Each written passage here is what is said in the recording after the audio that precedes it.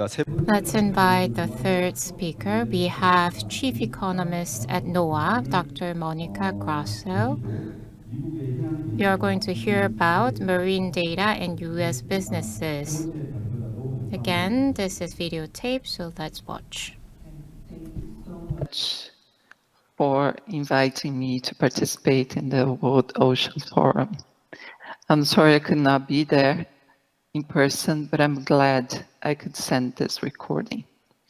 Let me introduce myself. I'm Monica Grasso. I'm the Chief Economist for the National Oceanic and Atmospheric Administration in the US.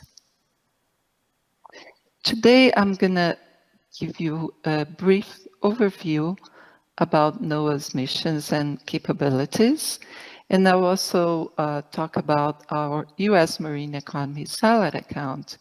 And then I'll cover some of information about our ocean observations and how we are currently using AI applications. NOAA provides timely, reliable information based on sound science to communities and business every day. From daily weather forecasts, severe storm warnings, and climate monitoring, to fisheries management, coastal restoration, and supporting the marine commerce. We have 18 satellites in operation and provide 1.5 million forecasts and 50,000 weather and ocean advisories each year.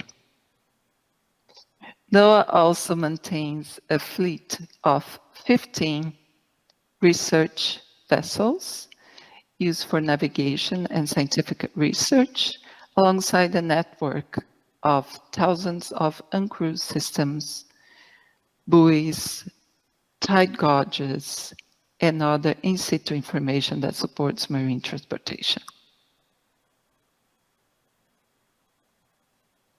We archive 37 petabytes of ocean, atmospheric, and geophysical data, and have sea level observations dating from 1854.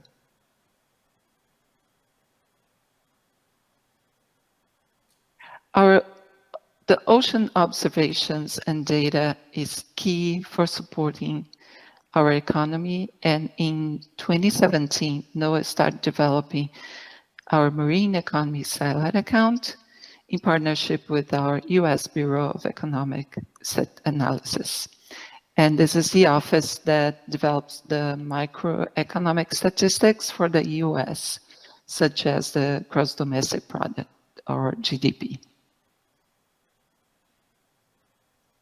The Marine Economy Satellite account features statistics on 10 sectors of the economy that depends on ocean, coast, and the major water bodies in the US. The first step for us in developing the Marine Economy Satellite account was to define the geographic and industry scope. The marine-dependent activities are the ones we define as ones that either takes place in the marine environment, like marine transportation, or by necessity, located in proximity to the coast, like coastal recreation and rental of beach properties. We also include activities that either use essential inputs from the ocean, like seafood processing, or produce goods and services predominantly for use in the marine environment, like navigational devices. And actually, it doesn't matter how far inland those products are manufactured.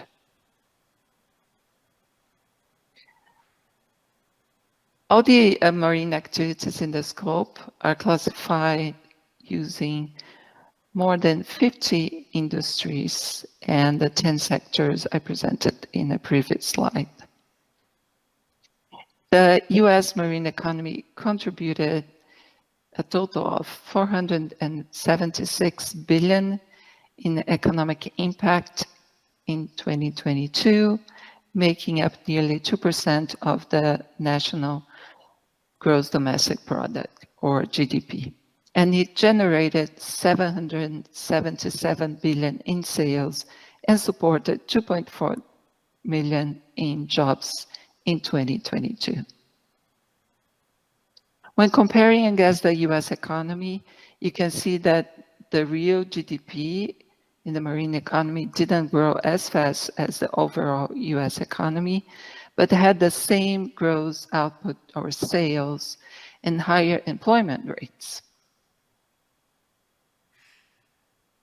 In terms of value added or GDP by industry, tourism and recreation was the largest industry group and accounted for 220 billion in output, following by defense and public administration with 194 billion and offshore minerals with 66 billion.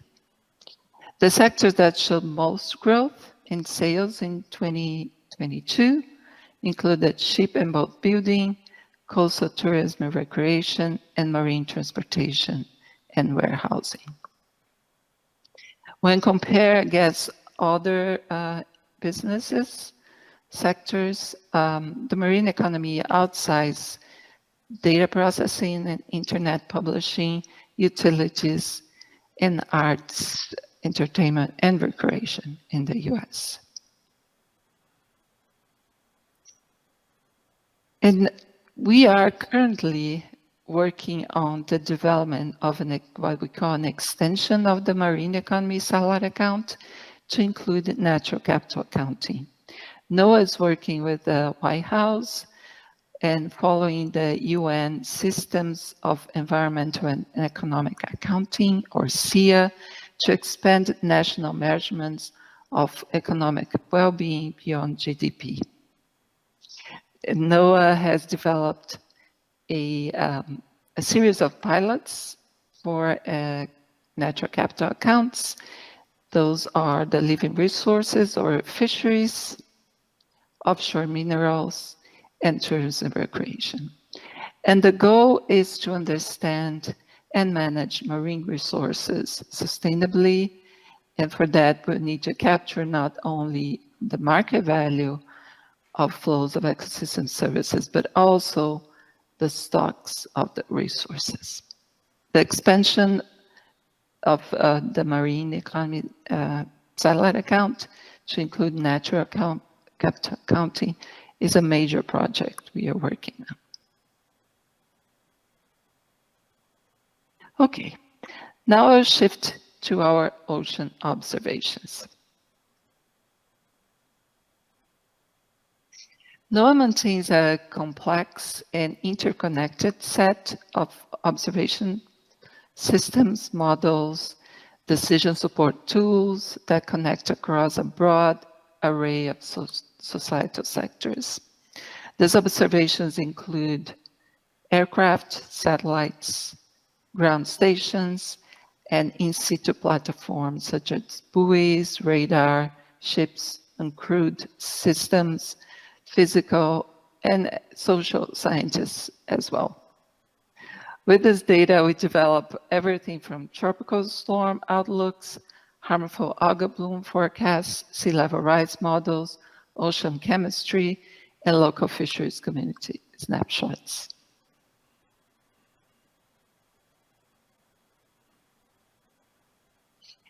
NOAA's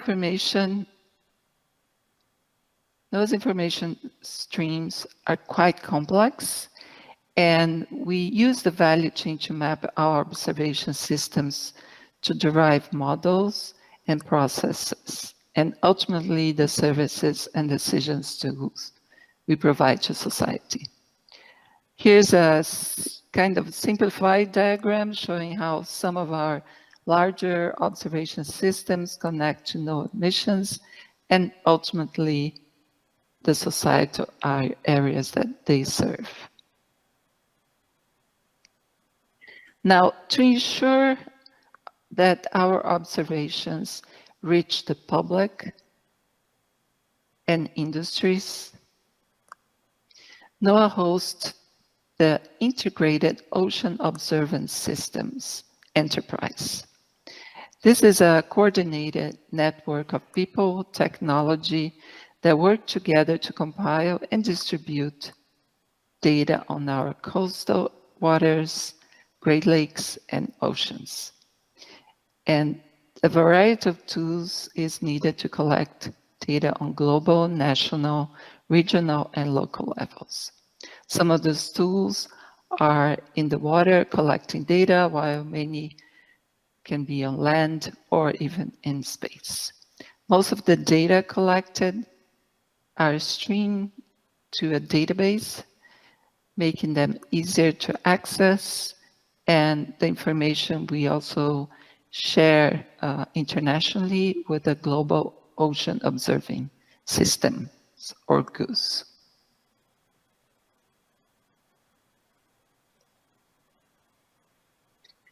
Here are the locations of our systems just in the Pacific, in the Caribbean, and all over our coasts.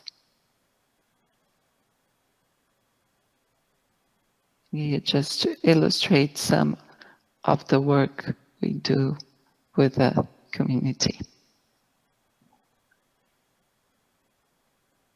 Now, the expected outcomes of that information we share.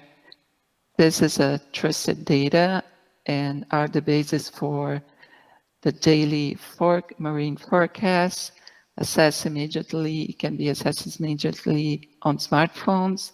They feed into models that predict the water levels, currents, and salinity needed for safe transportation of goods through our nation's ports. They identify impacts of climate change and fisheries and marine ecosystems to improve management and more. We also currently have an exciting funding opportunity for the ocean observation community in the US. We had the recent Inflation Reduction Act that has provided NOAA with new ways to invest in climate resilience. And this program seeks to assist entrepreneurs and small businesses as they advance technologies and sustainable business models that are addressing critical needs associated with ocean resources and coastal communities, especially around 4 themes: ocean renewable energy, coastal and ocean-based carbon sequestration monitoring and accounting, hazard mitigation, coastal resilience, and ecosystems and coastal ecosystem services.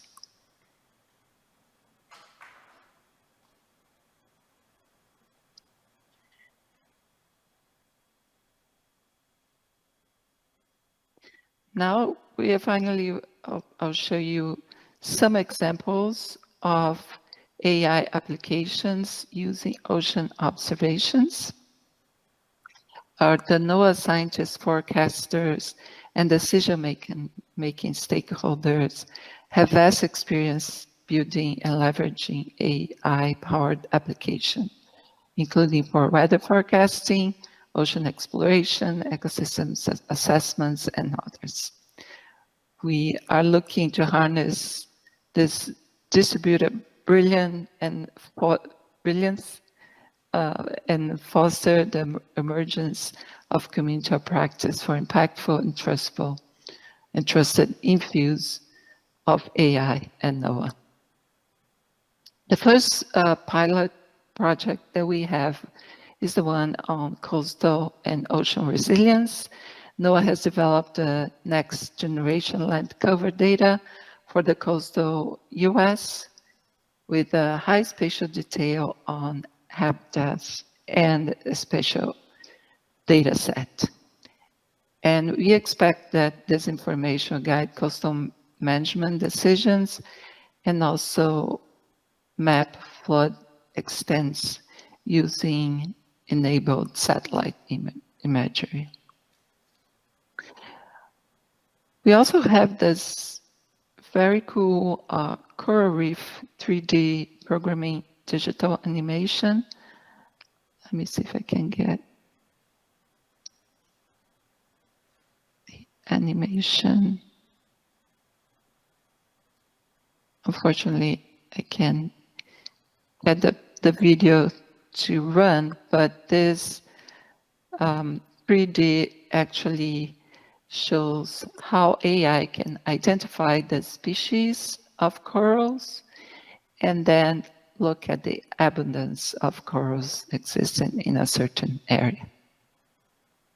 I think the video is attached to my presentation, and if the presentations are going to be shared, you'll be able to see the video. I'm sorry about that. Another application is the use of AI to develop a more temporal and spatial resolution of harmful algal blooms forecasts. The machine learning use bright resolution forecasts of shellfish toxins levels. And it's trained on chemical fingerprints images, and the accuracy is higher than 95%. Also, in partnership with the University of California, Santa Cruz, NOAA has developed a machine learning approach for automatic identification of rip currents with breaking waves. And then finally, my last example is this next generation of probabilistic coastal flooding forecast system. And this forecast system looks at search models to provide efficient and reliable prediction of coastal flooding in limited time. They're utilizing cutting-edge technology and capabilities of AI to conduct probabilistic prediction of coastal flood extent and inundation depths based on limited physical modeling of storm and tide surge. And we expect the outcome of this work will benefit emergency evacuation and decision-making before any or during the storm events. I know we cover a lot in this presentation, but please feel free to contact me if you have any questions. And thank you so much again for the opportunity to present today.